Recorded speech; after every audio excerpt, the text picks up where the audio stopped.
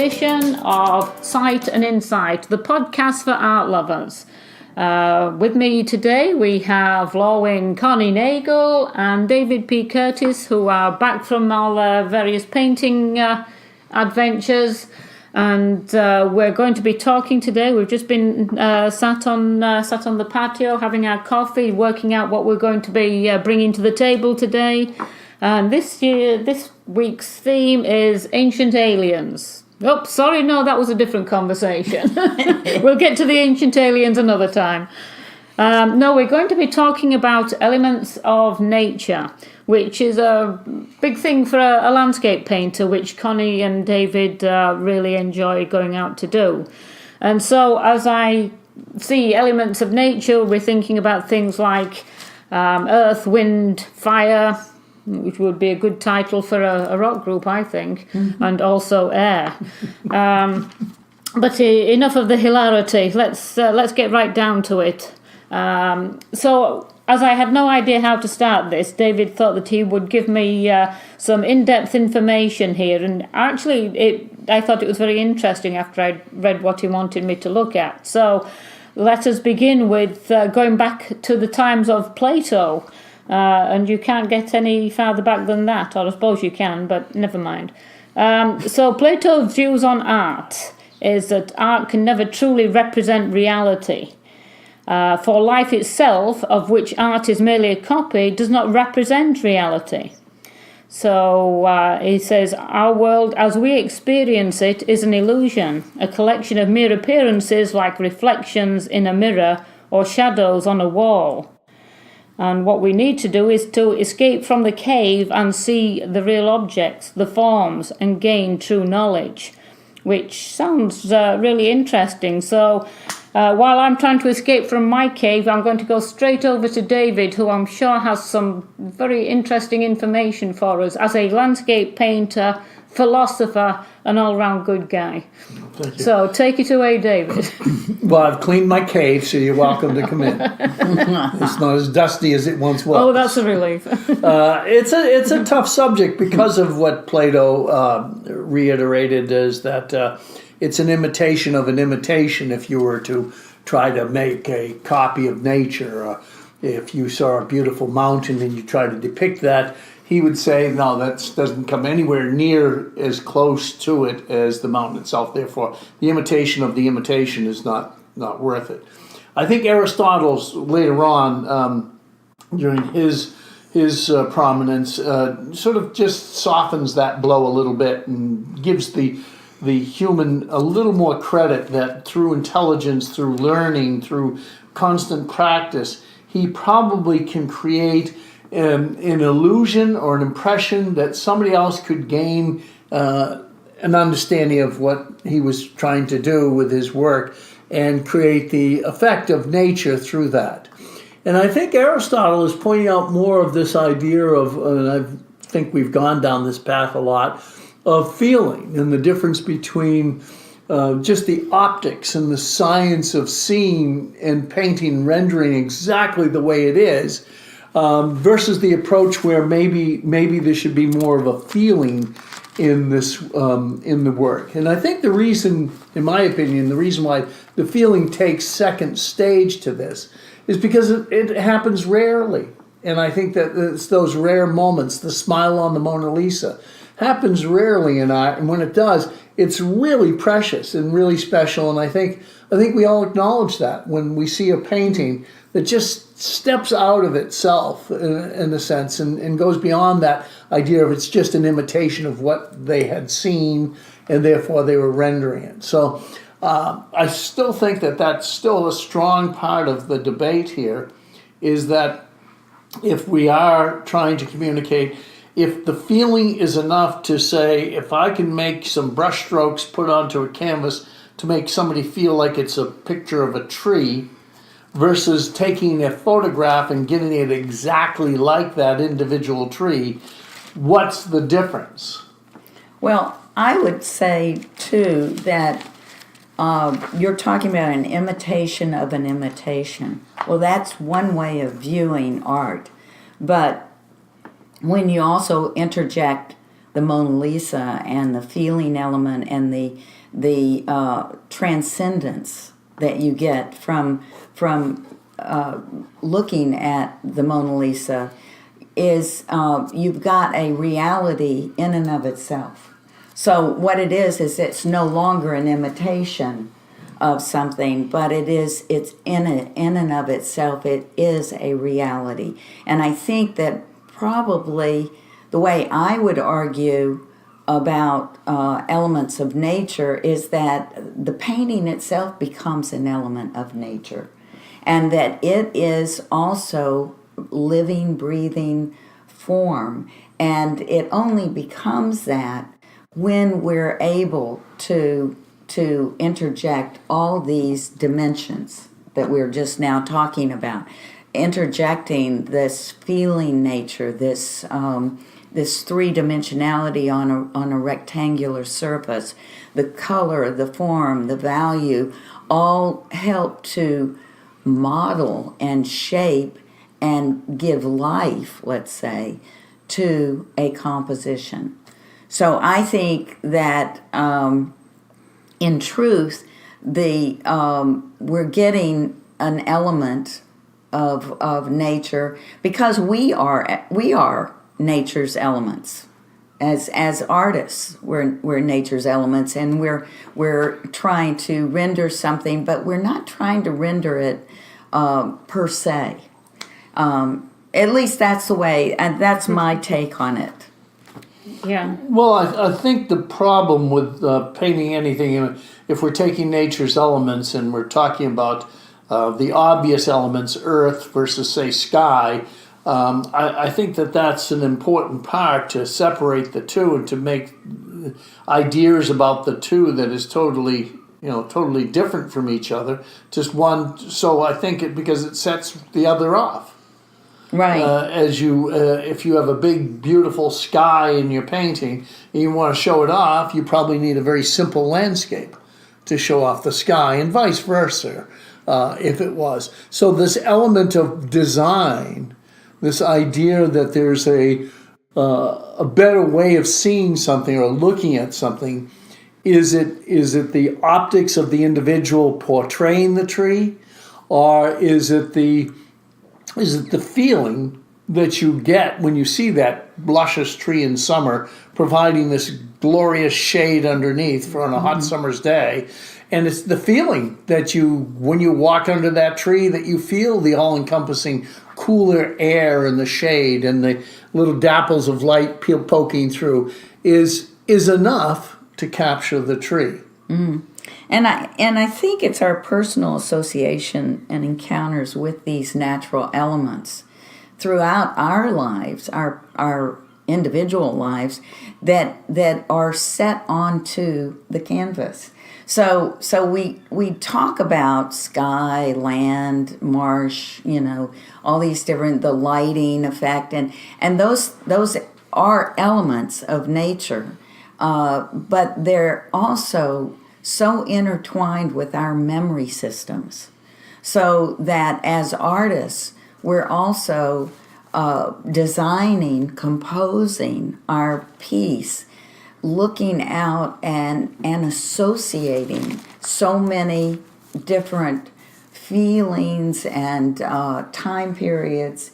And I think it's almost holographic. I don't believe that people have a sense that they're associating, let's say, a certain lighting effect at the Greenbelt, let's say, with some memory they had when they were 5 or 6 years old. But all of those things are constellated and put together while they're standing before their canvas and trying to paint a painting of what they're claiming to be, in front of them right at that very moment. Boy, you two are very intellectual today. I was going more for the basics. Could be elements coffee. of nature. Yeah, that was powerful brew. So I was thinking more like the basics of, when you go out in nature to be a landscape painter, and you're looking at the elements. You've got rocks, you've got marsh, you've got trees, you've got sky. how do you go about? I mean, David, I've always loved your tree paintings. Even since before we were married, I thought you were a great tree painter. Sorry, but when you go out to paint, I know you're always saying, get real with it, go out and paint something that's there. But how do you go out there and you've got to get these elements? I know landscape painters like to move things around if they're not quite in the right place. And for you, you've been doing it for so long, you probably do it second nature. But how do you teach somebody else to see the forms in those natural elements? How do you go about starting with a landscape? I mean, you go out, do you just stick your easel down and start painting? Or? Well, I think it's very difficult to teach art in the first place. And it's a shame they don't have more art for young people, even at a very early age, and make it mandatory. I think when I was in school, music was mandatory. I think painting and drawing, or especially drawing, could be a means to be mandatory for people so they'd appreciate, and to help them better, as the music lessons help me to hear better. I think we could help people to see better if they had more of these disciplines of drawing in schools. So teaching people to see is a very difficult thing because everybody's vision is different. Yeah. And it's very different. And then, as Connie was pointing out, everything's attached to your codex, your inner psyche. DNA. In dealings with what, and when you look at a certain tree, I've had experienced it where some students will not put a certain tree in their painting because they don't have a positive reaction to that tree. And I said, so the tree's not offensive. No, the tree is fine. I just don't want the tree there. So they don't want the tree in the painting because it must have some sort of meaning to them, So I think there's a lot of what Connie said, and when you're setting up, to that you look at nature and there's that feeling. But I also believe there's also, I think I was a tree. You mentioned that I painted trees. I think it's because I saw them as not trees in the literal sense, but more in the abstract sense. That it was an amazing piece of design. And that as soon as I attached that it was an oak tree or a maple tree or a birch tree, identified the tree and formulated it, my mind took over and no longer did my imagination play. And when it comes to nature, I mean, if the imagination is allowed to go a little wild, it's amazing how close I think you are to understanding the tree better, or understanding the object you're painting better, if the imagination is playing within that realm, because I think that's what it's giving us. I mean, it's saying, hey, look at me. I got leaves over here, I got leaves over here, and I got a broken limb here. What do you think? Well, I don't want to paint that broken one, but maybe the broken one is the whole point. You know? Every tree is different. And it's not just because of the nature of the tree, the type of tree.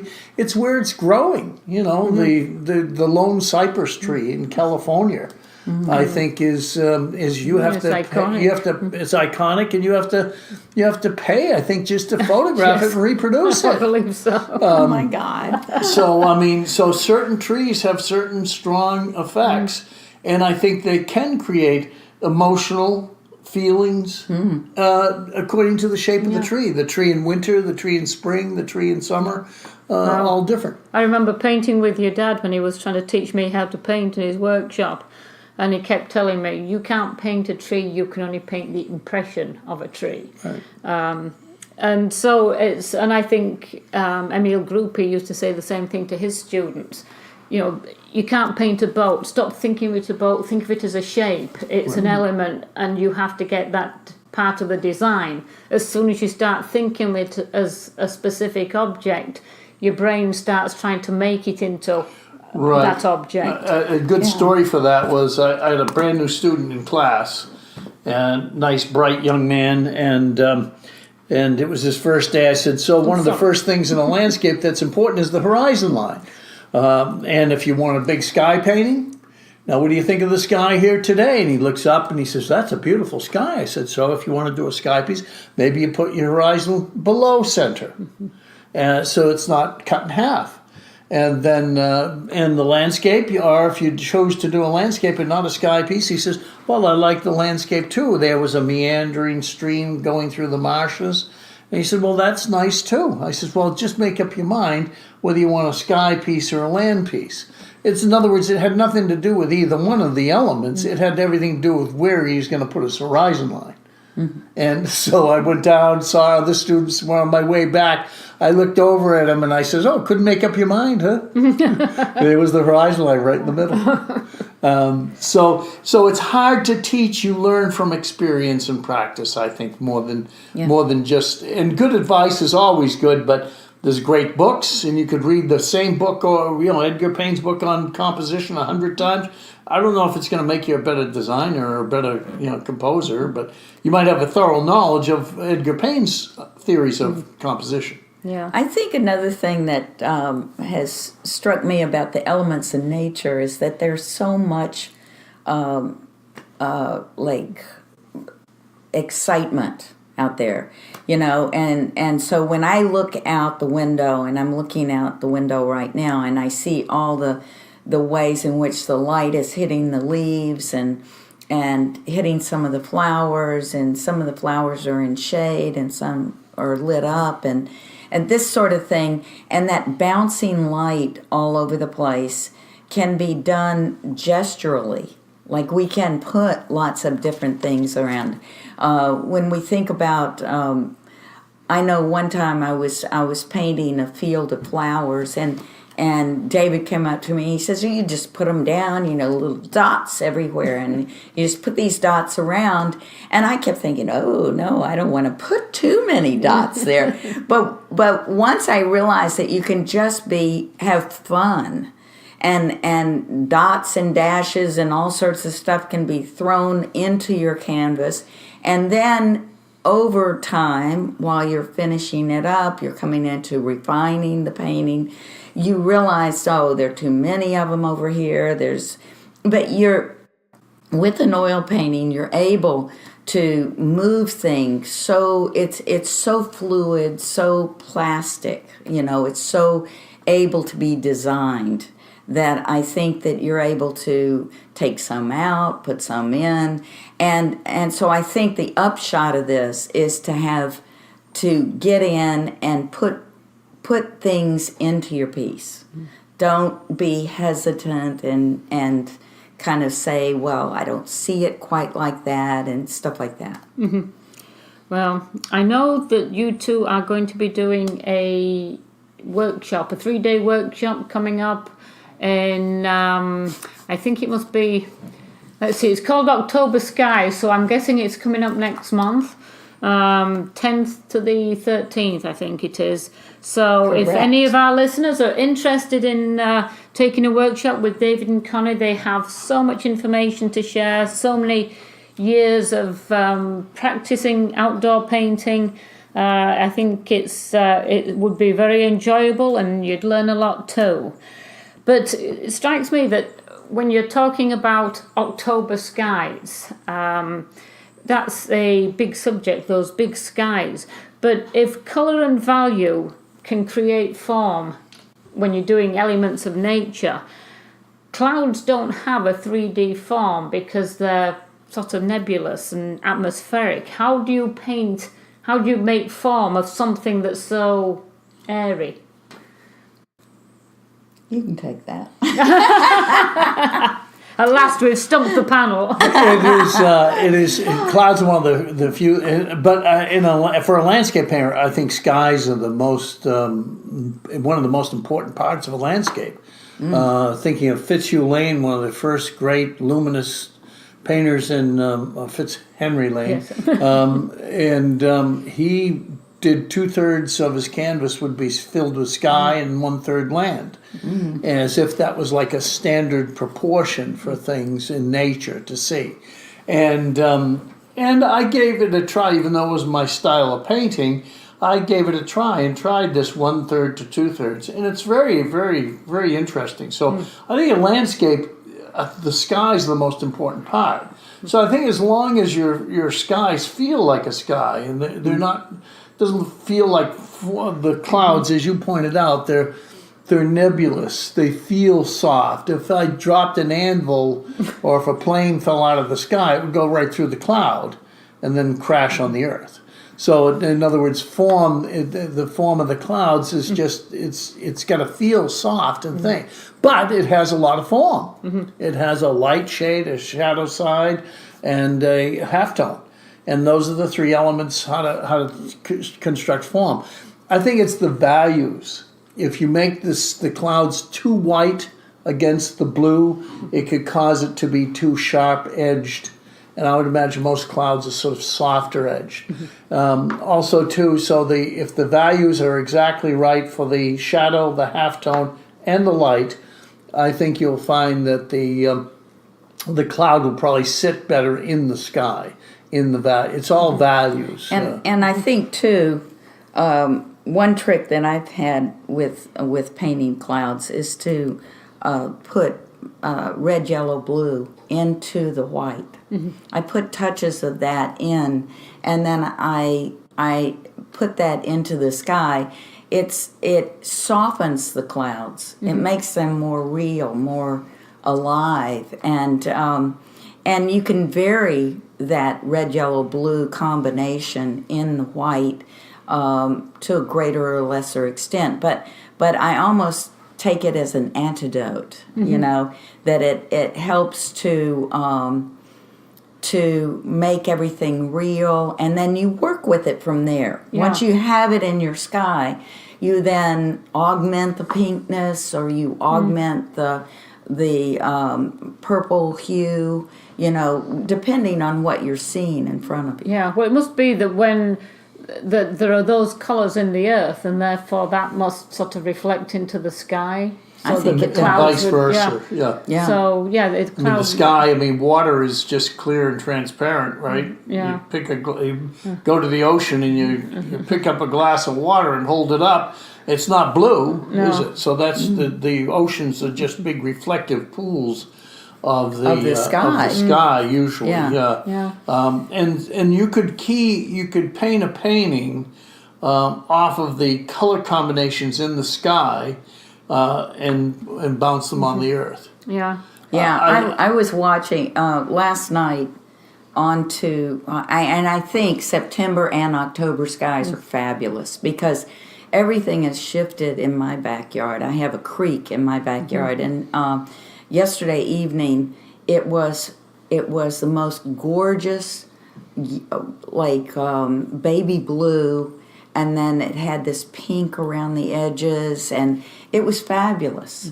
The pine trees were reflected in, and they were looking purplish, and a purple that I've never seen before. So everything has shifted, and that's why, too, I think painting skies in the fall is stupendous.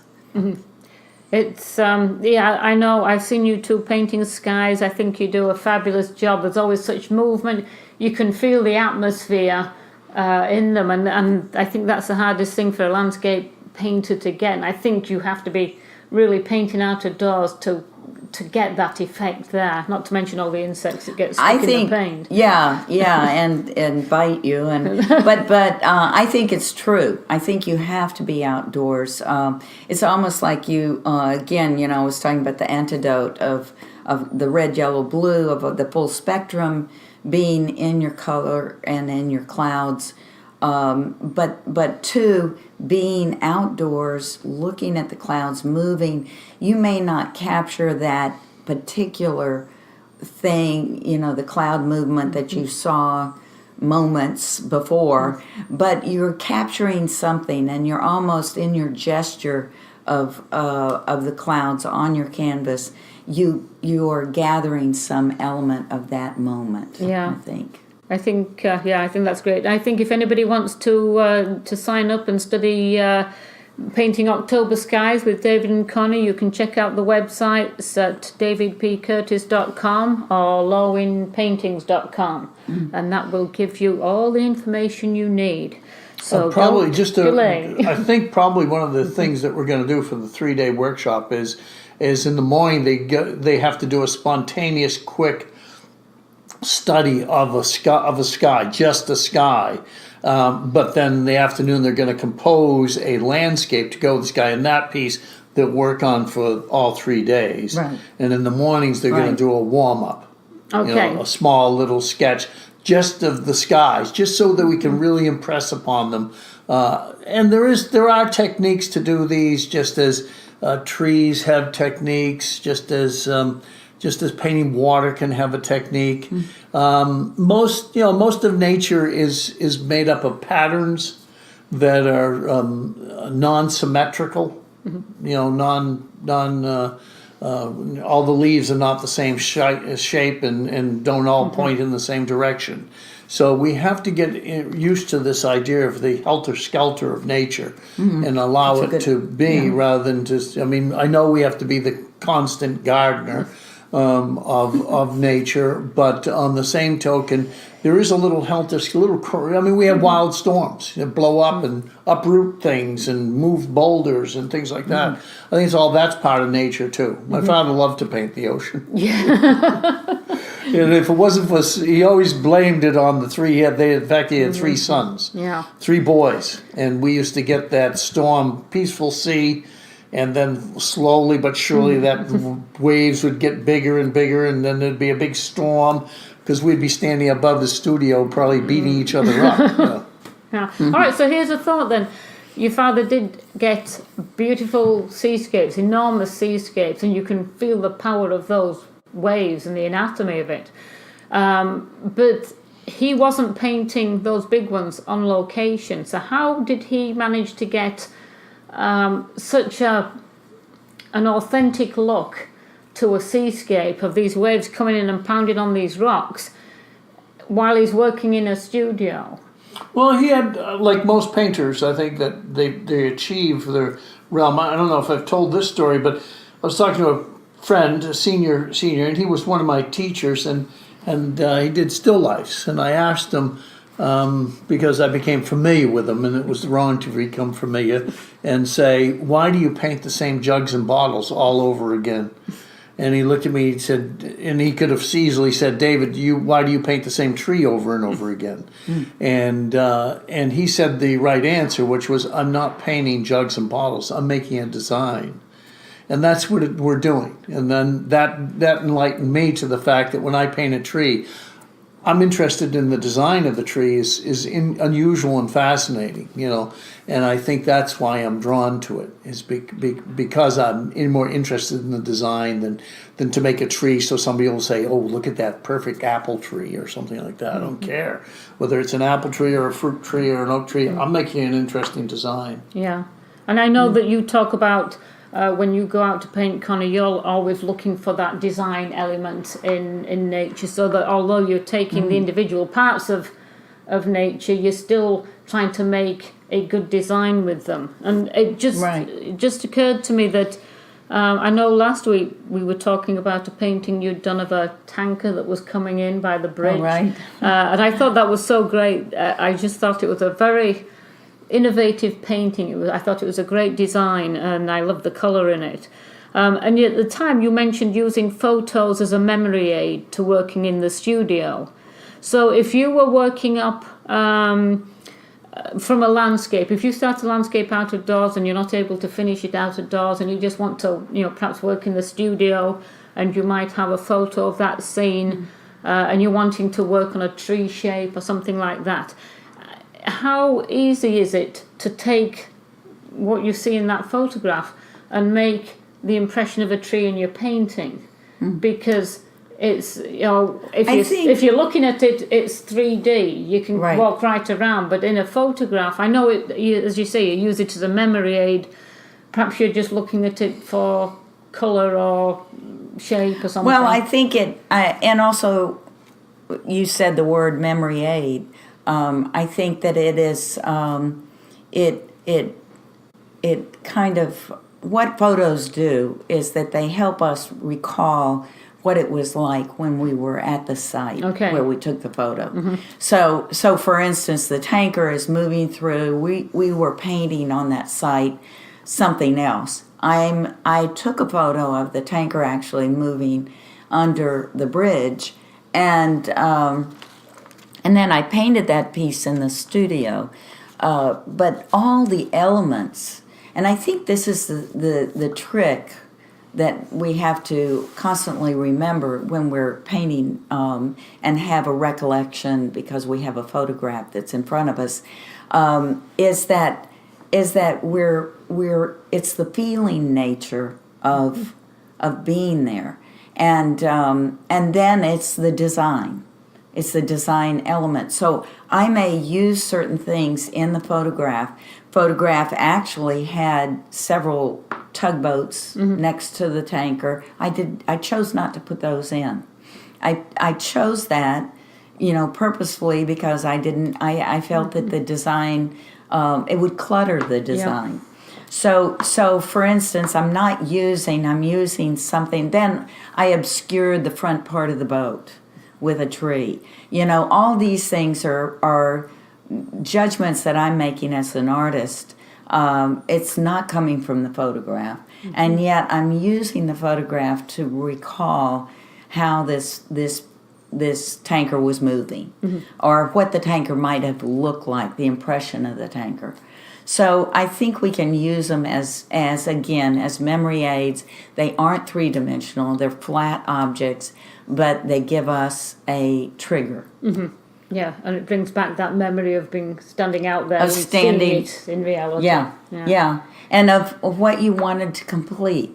I think that's true also when Roger Curtis is doing big seascapes. He recalls looking at those seascapes and watching these big storms happen, and then he's downstairs in the studio and he's painting up a storm, but he's painting with a storm. Very good. With a recollection of that huge natural storm that happened before. And also too, he was a big advocate of the principles of painting.